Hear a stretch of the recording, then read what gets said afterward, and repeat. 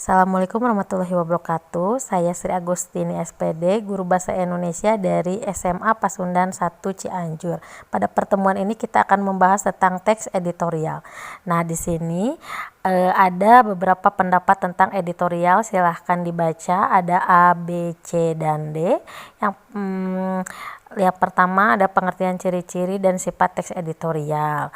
Yang B adalah informasi dalam teks editorial. Yang C adalah ragam informasi dalam teks editorial. D, struktur kebahasaan teks editorial dan rancangan teks editorial. Nah, ini adalah tahap-tahap untuk membuat teks editorial, ada 5 tahap. Nah, di sini lalu ada pengertian ciri-ciri dan sifat teks editorial. Kita akan membahas yang pertama itu adalah pengertian teks editorial itu apa. Lalu nanti kita juga akan menjabarkan ciri-ciri teks editorial. Lalu juga kita akan melihat seperti apa sifat teks editorial tersebut. Nah, lalu kita akan membahas semua ini sehingga bisa dimengerti dan bisa membuat tentang teks editorial. Nah, di sini editorial juga itu disebut adalah tajuk rencana. Nah, bisa dibaca ya di tampilan ini apa itu editorial.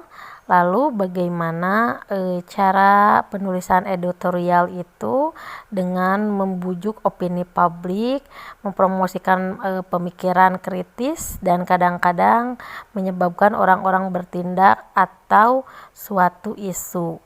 Pada intinya editorial merupakan berita dogmatis. Nah, ini bisa kalian baca ya dari kutipan layar yang sedang tampil ini menyebutkan tentang bagaimana editorial tersebut. Nah, lalu di sini ada teks editorial itu ada ciri-cirinya. Nah, yang pertama ciri-ciri yang pertama adalah hati-hati, lalu normatif, cenderung konservatif, menghindari pendekatan kritis yang tajam, dan 5 mempertimbangkan aspek politis lebih besar daripada aspek sosiologis. Lalu di sini juga teks editorial memiliki ciri-ciri seperti 1. Lebih berani, 2. atraktif, 3. progresif. Nah, itu adalah ciri-cirinya. Lalu di sini ada sifat teks editorial. Nah, di sini sifat teksnya bisa kalian baca dari A, B, C, D. Di sini kalian bisa memahami bagaimana sifat-sifat dari setiap teks editorial. Sehingga nanti saat membuatnya kalian mengetahui sifat yang mana yang kalian buatnya di situ.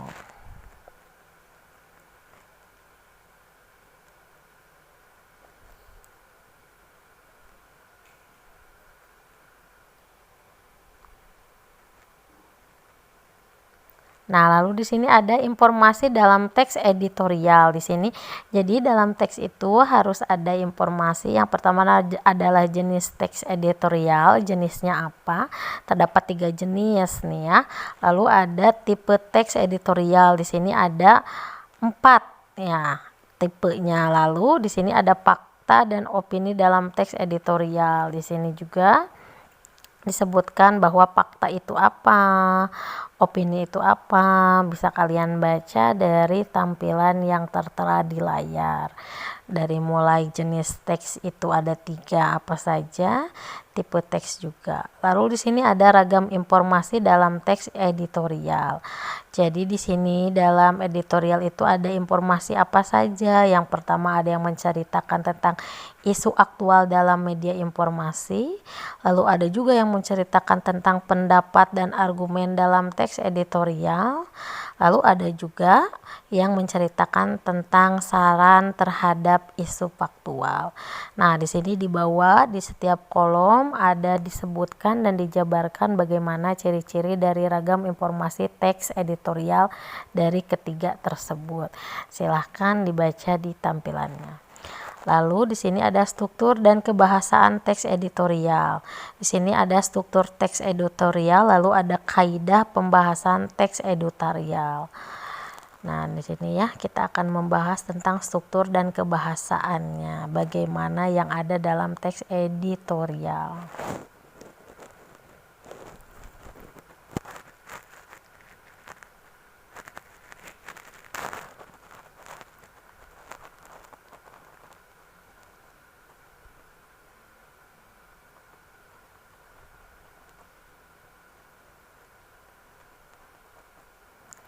Nah, lalu di sini dalam struktur teks editorial itu terdiri dari ada yang pertama adalah masalah atau pernyataan pendapat, lalu dilanjutkan ada argumen, lalu dari sana diteruskan untuk adanya penegasan ulang. Jadi ini adalah isi dari teks editorial itu harus mencakupi 3 hal tersebut: masalah atau pendapat, lalu ada argumen, lalu nanti di terakhirnya ada penegasan ulang.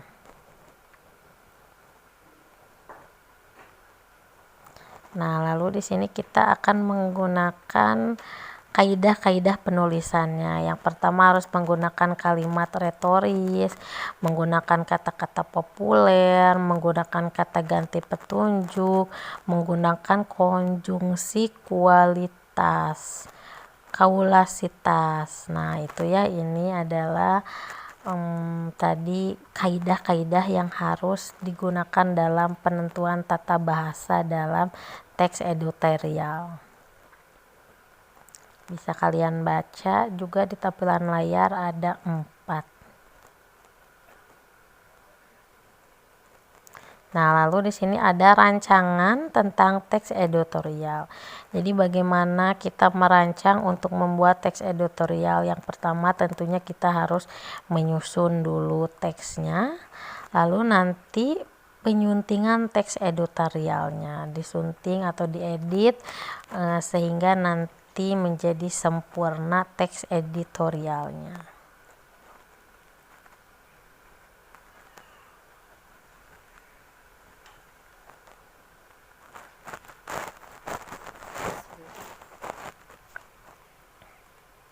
Nah, lalu di sini ada langkah-langkah menyusun teks editorial atau tajuk rencana. Di sini bisa kalian lihat ada 5 tahap ya. Dari yang pertama mengambil topik atau masalah, lalu yang kedua tentunya mengumpulkan informasi dan fakta, lalu yang ketiga adalah menganalisis masalah yang telah diangkat, yang keempatnya adalah memberikan solusi yang realistis terhadap masalah di luar pengetahuan umum. Lalu yang terakhirnya adalah menulis kurang lebih 500 kata dengan menggunakan kata kerja yang tidak menggunakan kata ganti saya. Lalu di sini ada langkah-langkah menyunting teksnya.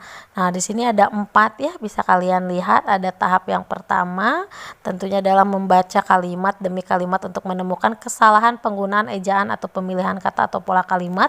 Yang keduanya adalah membenarkan kesalahan atau penggunaan ejaan.